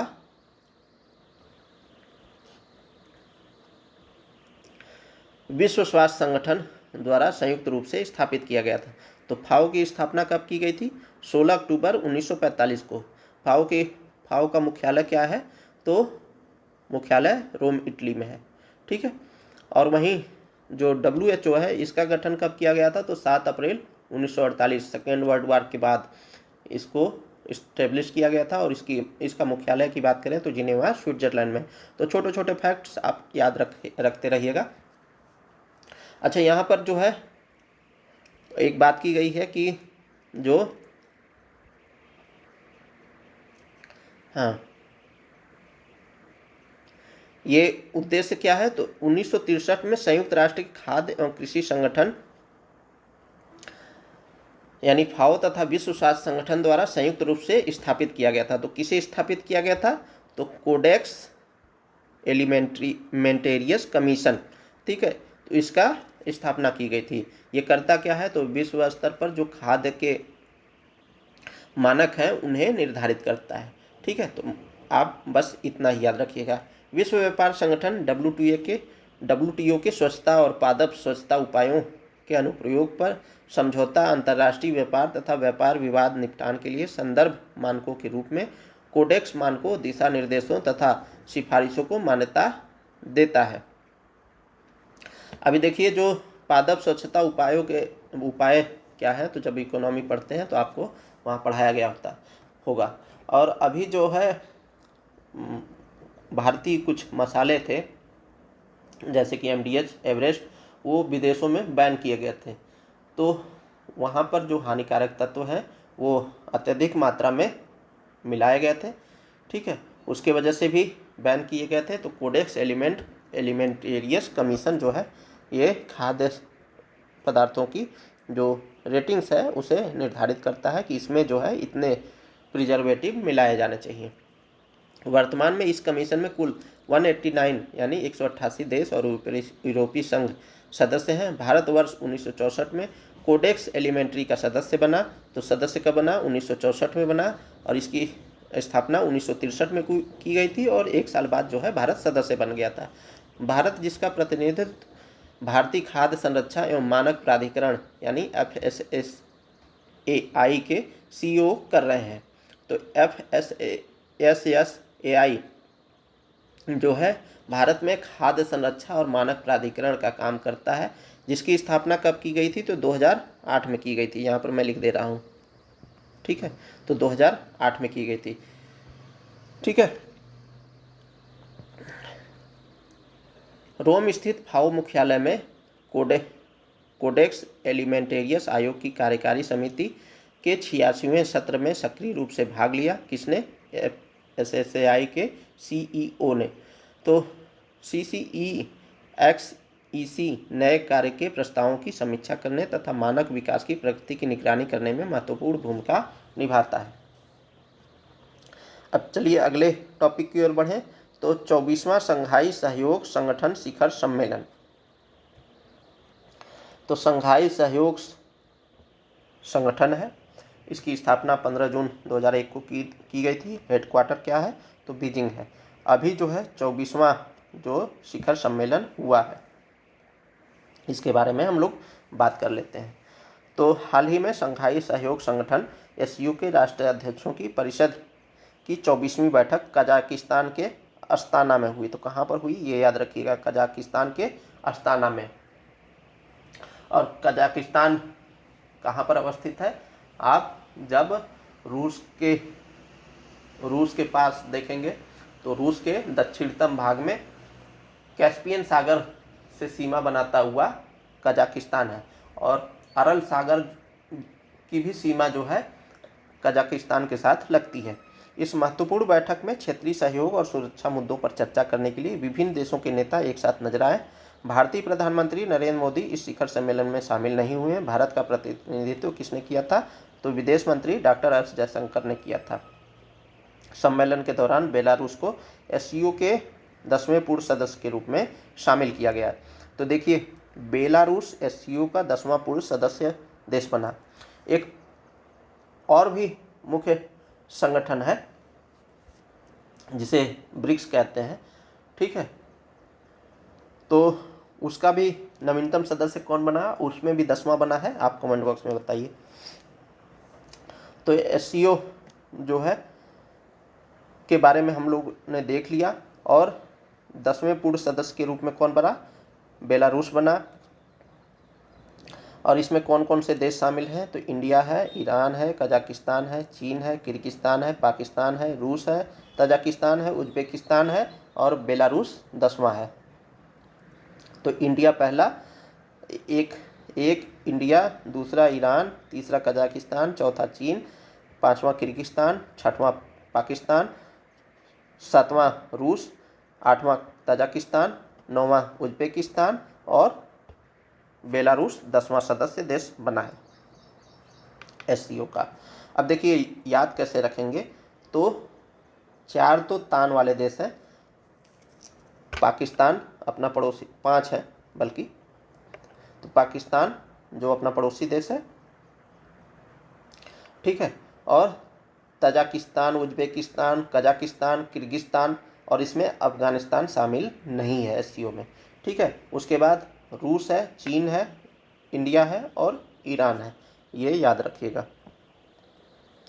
विश्व जनसंख्या संभावना रिपोर्ट, अब ये देखिए महत्वपूर्ण रिपोर्ट है, क्योंकि इसके अनुसार भारत की जो जनसंख्या है विश्व में सबसे सर्वाधिक हो गई है।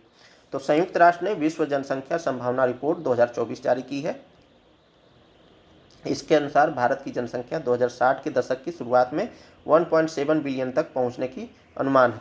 जिसके बाद इसमें 12% की गिरावट आएगी, यानी कि 2060 तक तो पहुंचेगा, उसके बाद गिरावट आएगी।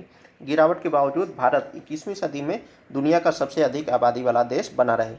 दुनिया की सबसे बड़ी आबादी वाला देश भारत मौजूदा सदी यानी 2100 के अंत तक 150 करोड़ के साथ सबसे अधिक आबादी वाला देश बना रहेगा। मौजूदा समय में भारत की आबादी की बात करें तो 145 करोड़ होने का अनुमान है। रिपोर्ट में अनुमान लगाया गया है कि बड़े आकार और प्रजनन क्षमता में गिरावट की वजह से सदी के अंत तक चीन में सबसे अधिक जनसंख्या गिरावट दर्ज की गई है, ठीक है, और दर्ज करने की संभावना है। वर्ष 2100 आते आते चीन की आबादी वर्तमान समय की तुलना में आधी से भी कम यानी 63 करोड़ रह जाएगी। मौजूदा समय में चीन की आबादी करीब 140 करोड़ है और 2100 आते आते 63 करोड़ होने की संभावना है। रिपोर्ट के अनुसार वर्ष 2054 में 38.9 करोड़ की आबादी के साथ पाकिस्तान अमेरिका को पछाड़कर आबादी के लिहाज से दुनिया का तीसरा सर्वाधिक जनसंख्या वाला देश बन जाएगा, ठीक है। तो अमेरिका जो है अभी तीसरे स्थान पर बना हुआ है और इसको पछाड़ करके पाकिस्तान जो है बन जाएगा। कब तक? 2054 तक। तो अभी इस रिपोर्ट के अनुसार सर्वाधिक शीर्ष जनसंख्या वाले देश कौन कौन से हैं? तो पहले नंबर पर भारत है, उसके बाद चीन है, उसके बाद यूएसए है, ठीक है, अमेरिका है, ठीक, और 2054 तक पाकिस्तान जो है तीसरे नंबर पर आने की उम्मीद है। वर्ष 2100 यानी 2100 में 51.1 करोड़ की आबादी के साथ पाकिस्तान दुनिया का तीसरे सबसे बड़ा देश बना रहेगा। वर्तमान में 34.5 करोड़ की आबादी के साथ अमेरिका दुनिया का तीसरे सबसे बड़ा देश है और 2054 में यह 38.4 करोड़ लोगों के साथ चौथा सबसे बड़ा देश होगा। विशेषज्ञों के अनुसार चीन, जापान, जर्मनी के अलावा यूरोप के कई देशों में जनसंख्या घटने की वजह से काम करने वाले लोगों की कमी आएगी। यहाँ फर्टिलिटी रेट भी कम हो गया है और वहाँ पर जापान में तो ये बताया जाता है कि जो वृद्ध हैं उनके बात करने के लिए जो है लोगों को नियुक्त किया जाता है, नौकरी दिया जाता है कि लोग जो है उनसे बात कर सकें और उनका समय कट सके। तो ऐसी स्थिति भी बन जाती है। ठीक है। एसडीजी इंडिया इंडेक्स,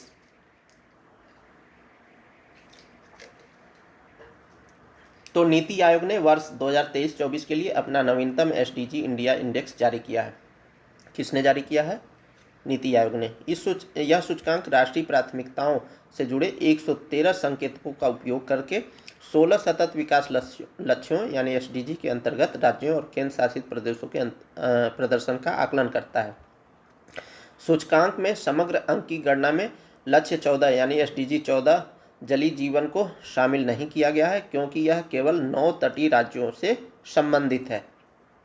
तो जो हमारा भारत है वो उसकी सीमा जो है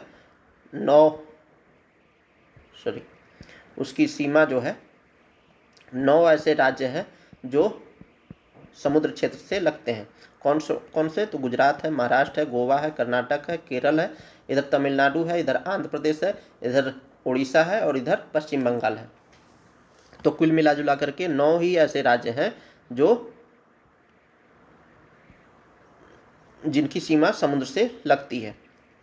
तो इसमें शामिल नहीं किया गया है उन एसडीजी 14 को। राज्यों केंद्र शासित प्रदेशों को उनके एसडीजी इंडिया इंडेक्स स्कोर के आधार पर आकांक्षी, प्रदर्शनकर्ता, अग्रणी और सफल में वर्गीकृत किया गया है। तो जो ये राज्य हैं उनको जो है नीति आयोग द्वारा अंक दिया जाता है और उन अंकों के आधार पर वर्ग निर्धारित किया गया है। तो 0 से 49 के बीच में आकांक्षी के रूप में वर्गीकृत किया गया है। 50 से 54 के बीच जो स्कोरिंग करते हैं, स्कोर प्राप्त करते हैं उसे प्रदर्शन करता। 65 से 99 के बीच में जो स्कोर प्राप्त करते हैं उन्हें अग्रणी की श्रेणी में रखा जाता है और जो 100 अंक प्राप्त करते हैं उन्हें सफल की श्रेणी में रखा जाता है। तो भारत का समग्र एसडीजी स्कोर वर्ष 2023-24 में 71 हो गया है, जो वर्ष 2020-21 में 66 और वर्ष 2018 में 57 था। सभी राज्यों ने समग्र स्कोर में सुधार दिखाया है। प्रगति मुख्य रूप से गरीबी उन्मूलन जो एसडीजी 1 है, आर्थिक विकास और जलवायु कार्रवाई में लक्षित सहकारी हस्तक्षेपों से प्रेरित है। शीर्ष प्रदर्शक वाले राज्य कौन कौन से हैं? तो इसकी बात करें तो शीर्ष प्रदर्शन में कौन सा राज्य है? तो केरल और उत्तराखंड सर्वश्रेष्ठ प्रदर्शन करने वाले राज्यों में शामिल हैं, जिनमें से प्रत्येक को 79 अंक मिले हैं। ठीक है। तो केरल जो दक्षिणतम का राज्य है और उत्तराखंड जो नॉर्थ का राज्य है, नॉर्थ इंडिया का। तो ये दोनों जो है शीर्ष प्रदर्शन करने वाले राज्यों की श्रेणी में है।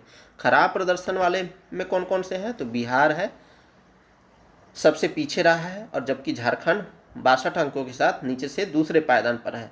तो बिहार और झारखंड ये दोनों आपस में सटे हुए राज्य हैं और ये खराब प्रदर्शन करने वाले राज्य हैं।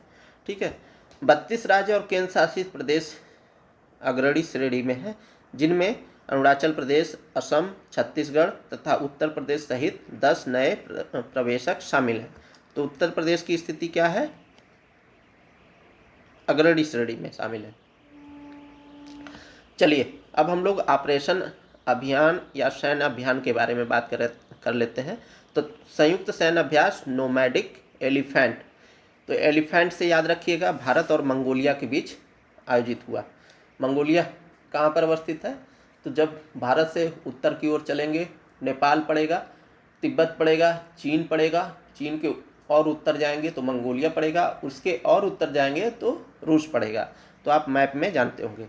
तो भारत और मंगोलिया के बीच जो है क्या हुआ? संयुक्त सैन्य अभ्यास हुआ जिसका नाम था नोमैडिक एलिफेंट।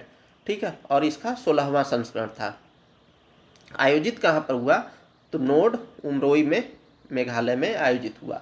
ठीक है, मेघालय कहाँ पर अवस्थित है? तो जो हमारा 7 सिस्टर के नाम से जाना जाता है पूर्वोत्तर भारत, वहाँ पर। विदित है कि संयुक्त अभ्यास रक्षा सहयोग के प्रमुख कार्यक्रम हैं जो विभिन्न परिचालन परिदृश्यों में भारतीय सेना की पेशेवर क्षमता को प्रदर्शित करने तथा प्रतिभाओं को सर्वोत्तम प्रथाओं को सीखने का अवसर प्रदान करते हैं। संयुक्त अभ्यास का दायरा यथार्थवादी और विविधतापूर्ण है, जिसमें आतंकवाद रोधी अभियान, मानवीय सहायता और आपदा राहत, संयुक्त राष्ट्र शांति स्थापना, उच्च ऊंचाई वाले अभियान, रेगिस्तान युद्ध, शहरी युद्ध एवं जंगल युद्ध शामिल हैं। तो संयुक्त सैन्य अभ्यास नोमैडिक एलिफेंट भारत और मंगोलिया के बीच आयोजित हुआ, ये आप याद रखिएगा। संपूर्णता अभियान के बारे में बात करें तो नीति आयोग ने क्या किया है? 4 से 30 सितंबर 2024 तक 3 महीने का संपूर्णता अभियान शुरू किया है। इसका उद्देश्य क्या था? तो आकांक्षी जिलों में 6 चिन्हित संकेतकों और आकांक्षी ब्लॉकों में 6 संकेतकों में संतृप्ति प्राप्त करना है। आकांक्षी जिले या ब्लॉक भारत के वे जिले हैं जो खराब सामाजिक आर्थिक संकेतकों से प्रभावित हैं। पिच ब्लैक, ये आपके लिए इम्पोर्टेंट है। तो ये एक सैन्य अभ्यास है। पिच ब्लैक 2024 का आयोजन हुआ। भारतीय वायुसेना की टुकड़ी royal Australian air force base Darwin Australia पहुंच गई। तो ऑस्ट्रेलिया में आयोजित हुआ पिच ब्लैक। ठीक है, पिच ब्लैक ऑस्ट्रेलिया द्वारा आयोजित एक द्विवार्षिक बहुराष्ट्रीय अभ्यास है जिसमें 20 देशों की वायुसेनाओं के 140 से अधिक विमान और 4400 सैन्यकर्मी भाग लेंगे। इसका उद्देश्य क्या है? तो अंतर्राष्ट्रीय सहयोग को मजबूत करना है। ठीक है, अभ्यास में वायुसेना के सुखोई 30 MKI और साथ साथ F-15, F-22, F-18 और F-15 ग्रिपेन और टाइफून लड़ाकू विमान शामिल हैं। भारतीय वायुसेना इससे पहले इस अभ्यास के वर्ष 2018 से 2022 के संस्करणों में भाग ले चुकी है। ठीक है, संयुक्त सैन्य अभ्यास मैत्री। तो मैत्री किसके बीच हुआ? अभ्यास मैत्री तो भारतीय सेना ने थाईलैंड के ताक प्रांत में स्थित फोर्ट वाचिरा प्रकन में रॉयल थाई सेना के साथ अपना संयुक्त सैन्य अभ्यास किया। तो संयुक्त सैन्य अभ्यास मैत्री आयोजित हुआ किसके मध्य? थाईलैंड के साथ भारत और भारत के साथ। ठीक है, इन दोनों के मध्य जो है ये अभ्यास किया गया। कहाँ पर आयोजित हुआ था? तो फोर्ट वाचिरा प्रकन जो थाईलैंड में ही अवस्थित है। ठीक है, तो द्विपक्षीय मैत्री अभ्यास यह है वर्ष 2006 में भारतीय सेना और रॉयल थाई सेना के बीच शुरू किया गया था। तो संयुक्त सैन्य अभ्यास मैत्री का शुभारंभ कब किया गया था? 2006 में। मैत्री के नवीनतम संस्करण में लद्दाख स्काउट और भारतीय सेना के अन्य डिवीजनों के 76 सैन्यकर्मी अभ्यास में भाग ले रहे हैं। चलिए अब हम लोग चर्चित पुस्तकों के बारे में बात करें तो वेंकैया नायडू के जीवन और यात्रा पर 3 पुस्तकों का विमोचन किया गया। तो वेंकैया नायडू कौन थे? भारत के पूर्व उपराष्ट्रपति थे। ठीक है, और इनके नाम पर, इनके जीवन पर और इनका जो राजनीतिक करियर रहा उनके लिए जो है 3 पुस्तकों का विमोचन किया गया। तो कौन कौन से वो जो पुस्तकें हैं? तो वेंकैया नायडू सेवा में जीवन, सेलिब्रेटिंग भारत और महानेता एम वेंकैया नायडू का जीवन और यात्रा, ये 3 पुस्तकें लॉन्च की गई हैं। तो वेंकैया नायडू सेवा में जीवन एम नागेश कुमार, ठीक है, द्वारा लिखित वेंकैया नायडू की जीवनी है। तो एस नागेश कुमार द्वारा वेंकैया नायडू सेवा में जीवन नामक पुस्तक लिखा गया। ज्ञानेश कुमार कौन है? तो अभी मुख्य चुनाव आयुक्त है। और यहाँ पर ज्ञानेश कुमार की बात नहीं हो रही है, नागेश कुमार की बात हो रही है। ठीक है, तो ये याद रखिएगा, लिंक थोड़ा सा बढ़ा लीजिए। सेलिब्रेटिंग भारत किसके द्वारा लिखा गया? तो IV सुब्बा राव के द्वारा संकलित किया गया है और यह एक फोटो क्रॉनिकल है, यानी फोटो के माध्यम से यह बुक लिखी गई है जिसमें भारत के 13वें उपराष्ट्रपति के रूप में वेंकैया नायडू के जीवन का वर्णन है। अब ये देखिए 13वें उपराष्ट्रपति हैं, इससे ये भी पता चल रहा है महानेता एम वेंकैया नायडू का जीवन और यात्रा, ये किसके द्वारा लिखा गया है? तो संजय किशोर के द्वारा, तेलुगु में लिखा गया है। ठीक है, अगले टॉपिक की ओर बढ़ें तो power within the leadership legacy of Narendra Modi, ये भी एक पुस्तक है। ठीक है, तो power within the leadership legacy of Narendra Modi, ये किसके द्वारा लिखा गया? तो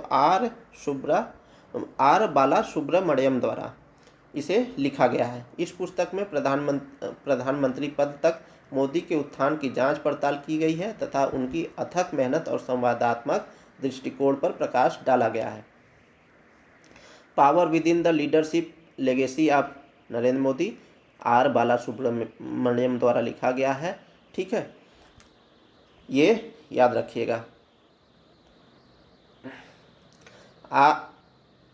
आर बाला सुब्रमण्यम है कौन? तो यह एक प्रसिद्ध बुद्धिजीवी हैं, कार्नेल विश्वविद्यालय में पूर्व रोड्स प्रोफेसर हैं और क्षमता निर्माण आयोग में वर्तमान सदस्य मानव संसाधन हैं। उन्होंने पहले voice from the grass root तथा leadership lessons for daily living जैसी प्रशंसित कृतियां भी लिखी हैं। अब हम लोग चर्चित स्थल देख लेते हैं। तो पैंगोंग त्सो झील, तो पैंगोंग त्सो झील जो है कहाँ पर अवस्थित है और ये किस लिए चर्चा में है? तो यह लद्दाख में अवस्थित है और इसमें जारी सैटेलाइट इमेज में दावा किया गया कि चीन पूर्वी पैंगोंग त्सो के करीब कुछ संरचना बनाने के लिए खुदाई कर रहा है। ठीक है, और यहीं पर जो है अभी कुछ ही समय पूर्व जो हमारे मराठा साम्राज्य के जो शासक थे शिवाजी का जो है मूर्ति स्थापित किया गया है, प्रतिमा स्थापित की गई है। तो पैंगोंग त्सो झील लद्दाख में अवस्थित है और यहाँ पर यह दावा किया जा रहा है कि चीन जो है पूर्वी लद्दाख के पैंगोंग त्सो के करीब कुछ संरचना बनाने के लिए खुदाई कर रहा है। यह झील समुद्र तल से 4350 मीटर की ऊंचाई पर स्थित है और एक इंडोर्फिक यानी भू आबद्ध झील है, अर्थात इसे किसी बाह्य स्रोत से पानी नहीं मिलता है। यह विश्व में सर्वाधिक ऊंचाई पर स्थित खारे पानी की झील है। तो कौन सा पानी का झील है? खारे पानी का झील है। इस झील का 1/3 हिस्सा भारत में और शेष 2/3 हिस्सा चीन में है। अलग अलग समय पर इस झील के पानी का रंग नीला, हरा और लाल दिखाई देता है। यह न तो सिंधु नदी बेसिन का हिस्सा है और न ही कोई आर्द्रभूमि स्थल है। यह कई प्रवासी पक्षियों सहित अलग अलग प्रकार के पक्षियों के लिए एक महत्वपूर्ण ब्रीडिंग स्थल भी है।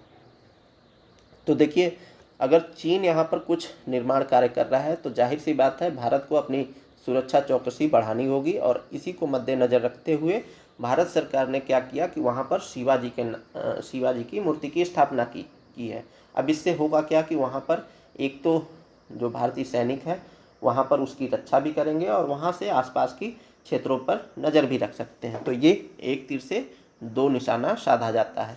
ठीक है, चलिए अब हम लोग बात कर लेते हैं अर्जेंटीना के बारे में।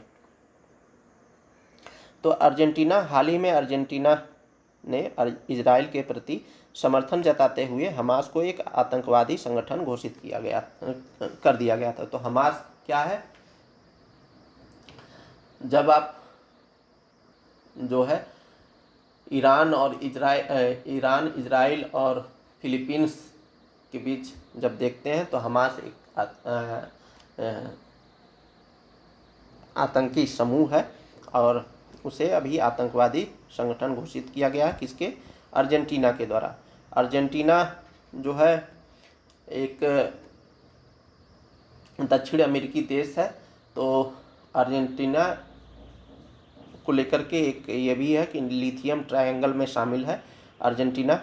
और इसमें लिथियम ट्रायंगल में कौन कौन से देश आते हैं? तो अर्जेंटीना आता है, बोलीविया आता है और चिली आता है।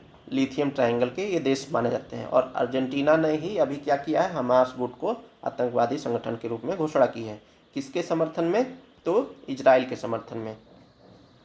अर्जेंटीना दक्षिण अमेरिका का एक देश है जिसकी राजधानी ब्यूनस आयर्स है। इसके दक्षिण और पश्चिम में चिली, उत्तर में बोलीविया और पराग्वे तथा पूर्व में ब्राज़ील और उरुग्वे अवस्थित है। इसके पूर्व में अटलांटिक महासागर है। यह भौगोलिक दृष्टि से 4 प्रमुख क्षेत्रों यानी एडीज, उत्तरी पंपास और पेटागोनिया में विभाजित है। पंपास घास का मैदान है और यह काफ़ी उपजाऊ है। पराना, पराग्वे, उरुग्वे आदि यहाँ की प्रमुख नदियाँ हैं। सेरो एकांकागुआ यहाँ की सबसे ऊंची चोटी है। चलिए अब डेनमार्क के बारे में बात करें तो हाल ही में डेनमार्क ने वर्ष 2030 से पशुधन क्षेत्रक से कार्बन डाइऑक्साइड उत्सर्जन पर टैक्स लगाने का निर्णय लिया है और ये ऐसा करने वाला यह दुनिया का पहला देश है।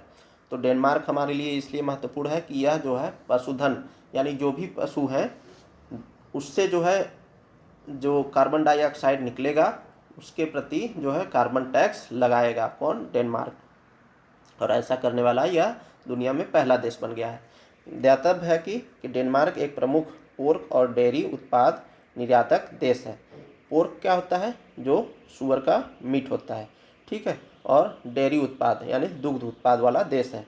यह उत्तरी यूरोप का एक नार्डिक देश है तथा जटलैंड प्रायद्वीप का हिस्सा है। डेनमार्क लगभग 400 द्वीपों का एक द्वीप समूह है जिसमें सबसे बड़ा द्वीप जीलैंड है। इसकी राजधानी कोपेनहेगन है। तो डेनमार्क की राजधानी कोपेनहेगन है, ये याद रखिएगा। यह केवल जर्मनी दक्षिण के साथ भूमि सीमा साझा करता है। उत्तरी सागर, पश्चिमी तट, कट्टे घाट की खाड़ी, पूर्वी तट और इसके आसपास के जल निकाय है।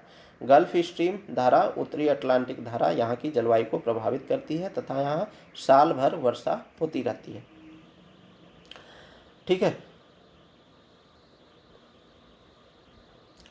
चलिए अब हम लोग देख लेते हैं जो दिवस है और उसकी थीम क्या है वो देख लेते हैं। तो 23 जून को क्या मनाया जाता है? अंतर्राष्ट्रीय ओलंपिक दिवस मनाया जाता है।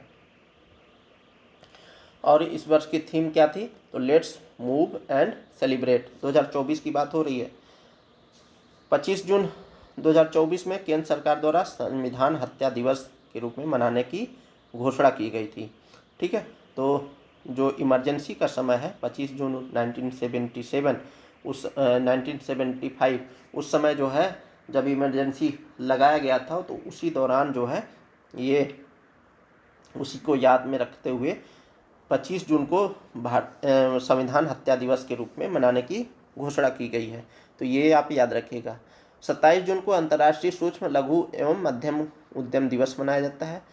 30 जून को क्या मनाया जाता है? अंतर्राष्ट्रीय संसदीय दिवस मनाया जाता है। इस वर्ष की थीम क्या थी? तो parliamentary diplomacy building breeds of peace and understanding. 1 जुलाई को क्या मनाया जाता है? तो जीएसटी दिवस, क्योंकि 1 जुलाई 2017 से जीएसटी प्रभावित हुआ था। जीएसटी परिषद का गठन किस में किया गया है? तो आर्टिकल 279A। उसने अभी वर्तमान में क्या किया है? तो 12% और 28% के जीएसटी को मर्ज कर दिया गया है, ठीक है। किस में मर्ज किया है? ये डेली करेंट अफेयर के प्रोग्राम में हमने चर्चा कर रखी है ऑलरेडी, बताइएगा आप लोग कमेंट बॉक्स में। 1 जुलाई को ही क्या मनाया जाता है? तो राष्ट्रीय चिकित्सा दिवस मनाया जाता है।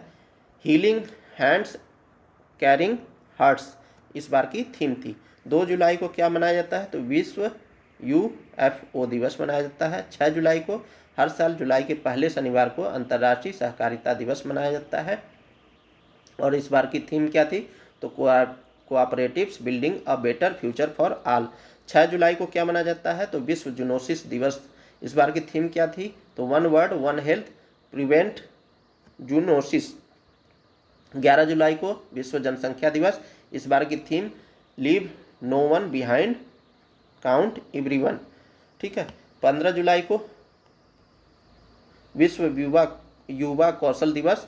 तो इस बार की थीम जो 2024 की थी youth skill for piece and development. 18 जुलाई को क्या मनाया जाता है 2024 में? तो नेल्सन मंडेला दिवस मनाया गया था। 20 जुलाई को अंतर्राष्ट्रीय चंद दिवस और 20 जुलाई को ही विश्व शतरंज दिवस मनाया गया था। अब हम लोग कुछ पुरस्कार सम्मान की बात कर लेते हैं।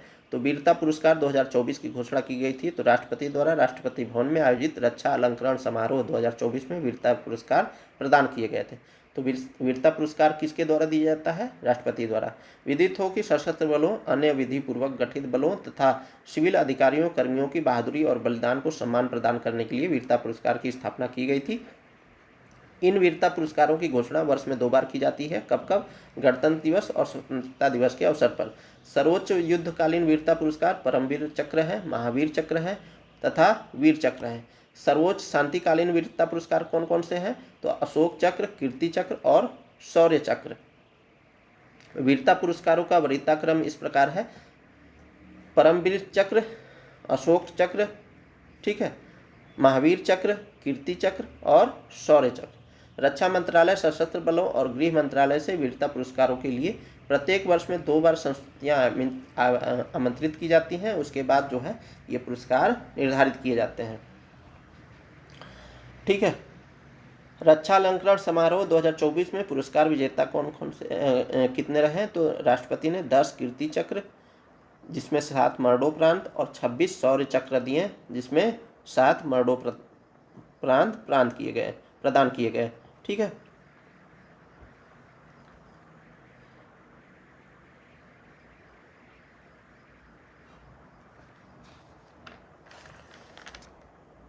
हाँ, अब क्या हुआ कि 3 अप्रैल 2021 को छत्तीसगढ़ के बीजापुर में माओवादी के हमले के खिलाफ सामूहिक कार्रवाई के लिए सीआरपीएफ की 210 कोबरा बटालियन के inspector Dilip Kumar, head constable Rajkumar Yadav, constable Bablu Rabha और शंभू राय को मरणोपरांत कीर्ति चक्र प्रदान किया गया, ठीक है। मेजर विकास भाम्भू और मेजर मुस्तफ़ा बोहरा को मरणोपरांत शौर्य चक्र से सम्मानित किया गया। दोनों अधिकारी अपने हेलीकॉप्टर को मानव बस्तियों से दूर ले जा रहे थे, तभी उनकी अरुणाचल प्रदेश में सियांग जिले में दुर्घटना हो गई थी हेलीकॉप्टर की और उनकी मृत्यु हो गई थी।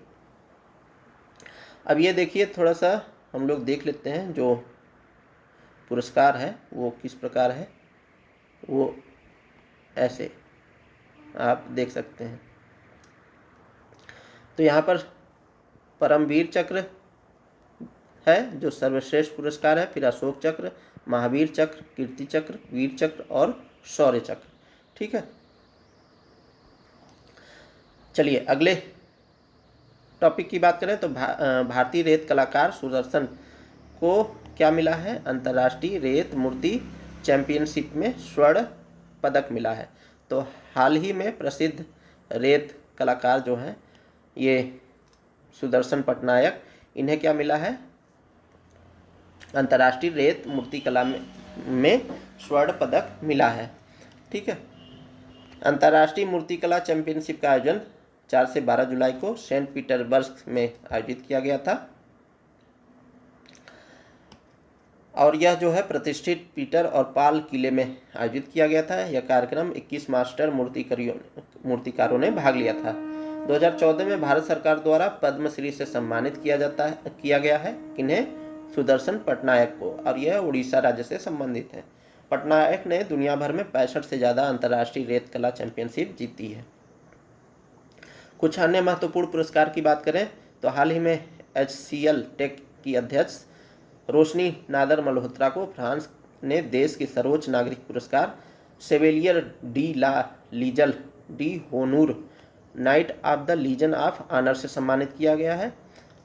दूसरा अन्य जो पुरस्कार है तो एग्रीकल्चर टुडे ग्रुप की तरफ से महाराष्ट्र को कृषि और ग्रामीण समृद्धि के लिए नई नीतियां अपनाने और विकासात्मक पहलों के लिए वर्ष 2024 के सर्वश्रेष्ठ कृषि राज्य पुरस्कार से सम्मानित किया गया है। तो सर्वश्रेष्ठ कृषि राज्य पुरस्कार किसे दिया गया है? महाराष्ट्र को। किसके द्वारा? तो एग्रीकल्चर टुडे ग्रुप के द्वारा। अगला जो पुरस्कार है तो नेपाल ने भारतीय दूतावास पर आयोजित हिंद संवाद कार्यक्रम में डॉक्टर उषा ठाकुर को 12वां शिल्प हिंदी सम्मान प्रदान किया है। चलिए अगले टॉपिक की बात करें तो भारत जो है T20 वर्ल्ड कप जीता, ठीक है। किसे हराया था ये भी हमारे लिए इम्पोर्टेंट हो जाता है।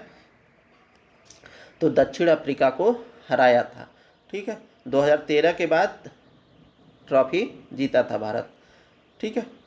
अब तक जो है भारत 2 T20 विश्व कप जीतने वाला तीसरा टीम बन गया है।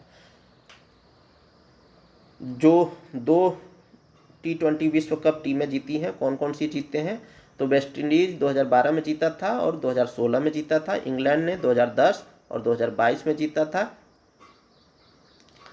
और इस बार जो भारतीय टीम जीती है वो क्या है, पूरे सीरीज में कोई भी मैच नहीं हारी। और किसे हराया? दक्षिण अफ्रीका को। फाइनल मैच बहुत ही रोमांचक था। T20 विश्व कप पहली बार वर्ष 2007 में दक्षिण अफ्रीका में खेला गया था। ठीक है। और महेंद्र सिंह धोनी की अगुवाई में फाइनल में पाकिस्तान को हराकर पहला पुरुष T20 विश्व कप जीता था। और अभी यह 13 साल बाद 2024 में फिर से जीता। भारत वर्ष 2014 में फाइनल में श्रीलंका को हराकर उपविजेता श्रीलंका से हारकर उपविजेता बना था। चलिए, हमारे लिए बस इतना ही काफ़ी है। और यहाँ पर जो रविंद्र जडेजा हैं, विराट कोहली हैं, रोहित शर्मा है, इन तीनों ने T20 अंतर्राष्ट्रीय मैचों से संन्यास लिया था। भारतीय क्रिकेट कंट्रोल बोर्ड ने T20 विश्व कप जीतने पर टीम इंडिया को 125 करोड़ रुपए की पुरस्कार राशि दी थी। व्यक्तिगत उपलब्धियों की बात करें इस विश्व कप में, तो विराट कोहली 2012 में अपना पदार्पण के बाद 35 मैचों में 1292 रन बनाकर T20 विश्व कप के इतिहास में सर्वाधिक रन बनाने वाले खिलाड़ी बन गए हैं। रोहित शर्मा T20 में 200 छक्के लगाने वाले विश्व के पहले बल्लेबाज बन गए हैं। तो T20 में 200 छक्के लगाने वाले पहले बल्लेबाज कौन है? रोहित शर्मा। ऑस्ट्रेलियाई तेज गेंदबाज पैट कमिंस ने 2 T20 विश्व कप हैट्रिक लेकर इतिहास रच दिया है। तो T20 में 2 बार हैट्रिक कौन लिया है? PAT Cummins. ठीक है, जो ऑस्ट्रेलिया के तेज गेंदबाज हैं। ऑस्ट्रेलियाई बल्लेबाज डेविड वार्नर ने अंतर्राष्ट्रीय क्रिकेट से संन्यास लिया। तो संन्यास 4 लोगों ने लिया। कौन कौन से? रोहित शर्मा, विराट कोहली और रविंद्र जडेजा T20 से संन्यास लिया। उधर जो है ऑस्ट्रेलिया के बल्लेबाज हैं, कौन? डेविड वार्नर, इन्होंने भी संन्यास की घोषणा कर दी थी। बांग्लादेश के ऑलराउंडर साकिब अल हसन ने T20 विश्व कप में सर्वाधिक विकेट लेने वाले खिलाड़ी हैं, जिन्होंने वर्ष 2007 से वर्ष 2024 के बीच 43 मैचों में 50 विकेट लिए हैं। फाइनल का प्लेयर ऑफ द मैच किसे दिया गया था? तो विराट कोहली को दिया गया था। प्लेयर ऑफ टूर्नामेंट किसे दिया गया था? तो जसप्रीत बुमराह को दिया गया था। T20 विश्व कप संस्करण में सबसे अधिक विकेट किसने लिया था? तो 17 विकेट लिए थे अर्शदीप ने। ठीक है। और T20 विश्व कप संस्करण में सबसे कम इकोनॉमी रेट किसका रहा था? तो जसप्रीत बुमराह का था। चलिए, अब हम लोग बात कर लेते हैं विंबलडन 2024 की। तो हाल इन विंबलडन 2024 में कार्लोस अल्कराज ने क्या किया था? यह खिताब जीता था। और किसे हराया था? नोवाक जोकोविच को हराया था। ठीक है। अब कार्लोस अल्कराज जो है कहाँ के खिलाड़ी हैं? तो स्पेन के खिलाड़ी हैं। बस इतना ही आपको याद रखना है। यहाँ पर लिस्ट दी गई है। तो कार्लोस अल्कराज जो है जीते थे। किसे हराए थे? तो नोवाक जोकोविच को हराए थे। तो यहाँ पर लिस्ट है। महिला एकल का खिताब बारबोरा क्रेजिकोवा जीती थी। वहीं पुरुष एकल में किसने जीता था? तो कार्लोस अल्कराज ने जीता था। ठीक है। चलिए, अन्य महत्वपूर्ण खेल घटनाक्रम की बात करें तो हाल ही में स्मृति मंधाना वनडे में लगातार 2 शतक लगाने वाली भारत की पहली महिला क्रिकेटर बन गई हैं। दिग्गज क्रिकेटर कपिल देव को professional golf tour of India के अध्यक्ष के रूप में चुना गया है। भारत की आक्रामक सलामी बल्लेबाज शेफाली वर्मा दक्षिण अफ्रीका के खिलाफ एकमात्र टेस्ट मैच के दौरान इन्होंने क्या किया है? सबसे तेज जो है दोहरा शतक जड़ने वाली भारतीय खिलाड़ी बन गई हैं। ठीक है, ये याद रखिएगा। गौतम गंभीर को टीम इंडिया के नए हेड कोच के रूप में नियुक्त किया गया है। भारतीय ओलंपिक संघ ने घोषणा की है कि भारत पेरिस 2024 ओलंपिक में 2 ध्वजवाहकों की परंपरा को जारी रखेगा। ये पेरिस ओलंपिक हो गया था, इसके बारे में हम लोग विस्तार से चर्चा करेंगे। और इसमें जो है जो ध्वजवाहक थे तो कौन थे? PV सिंधु थे। और दूसरे कौन थे? शरद कमल अचंता थे। ठीक है, इन दोनों को ध्वजवाहक के रूप में चुना गया था। अडानी ग्रुप को 2024 पेरिस ओलंपिक में भारतीय टीम के तरफ से मुख्य प्रायोजक घोषित किया गया था। अन्य प्रमुख खबर की बात करें तो इंग्लैंड के स्टार तेज गेंदबाज जेम्स एंडरसन ने टेस्ट विकेट से अलविदा कह दिया था, क्रिकेट से अलविदा कर दिया था। तो जेम्स एंडरसन कहाँ के हैं? इंग्लैंड के हैं और उन्होंने टेस्ट से संन्यास ले लिया था।